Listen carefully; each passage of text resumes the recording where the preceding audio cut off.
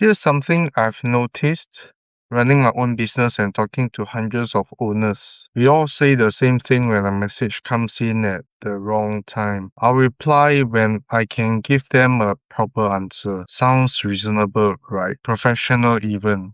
But that exact instinct, that desire to respond properly, is probably costing you more customers than bad service ever could. Because here's the uncomfortable truth. Customers don't leave because you gave them a bad answer. They leave because they waited too long for any answer at all. Most businesses don't look chaotic from the outside. The work gets done, clients are served, everything appears functional. But if you're the owner, there's this constant low-grade tension running in the background.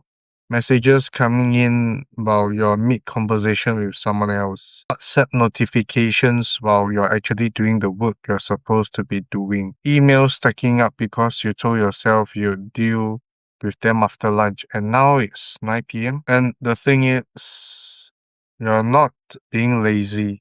You're actually trying to do the right thing. Give each customer the attention they deserve when you have the mental space to do it properly. But while you're holding that message in your mental queue, waiting for the right moment, the customer is just sitting there wondering if you saw it, wondering if you care, wondering if maybe they should just call someone else. They don't know you're busy. They only know they're waiting. And waiting to a customer feels exactly the same as being ignored. Here's where it gets worse. You start feeling bad about replying late. So you delay even longer because now you feel like you need to write something extra good to make up for it. Or you reply quickly but feel distracted and guilty about giving them a rushed answer. You end up in this impossible situation where you feel bad either way. So the pattern becomes daily, feel guilty, catch up in a burst of energy. Promise yourself you'll stay on top of it this time. Fall behind again, repeat.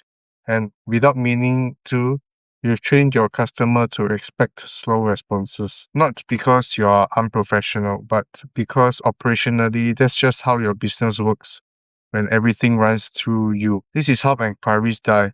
Not with no thanks or a complaint. They just drift away because the business that down the road replied first and momentum carried the customer there. Most business owners, myself included for way too long, operate from this underlying belief we never quite say out loud. If I don't personally handle the reply, something important will slip through. It feels responsible. It feels like caring about quality. But here's the shift that changes everything. Customers aren't sitting there waiting for the perfect, comprehensive answer. They are waiting to know you're there, that you saw their message, that they're not shouting into a void. A simple, hey, got this.